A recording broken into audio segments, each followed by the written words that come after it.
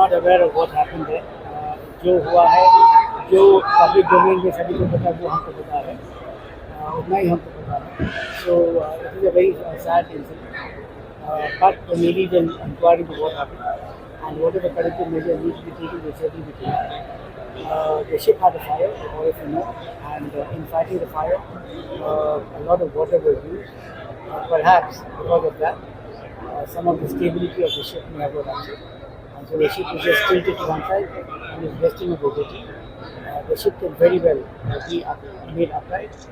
Water can be pumped out and we can do a damage assessment and we can resurrect the ship as soon as we can. So one sailor is missing from the ship. So what is the follow-up update on this?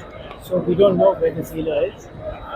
He was seen coming out of the ship and he was seen in the water trying to swim ashore. We don't know what happened to him. Certainly there is a search for him and we will try and look at him.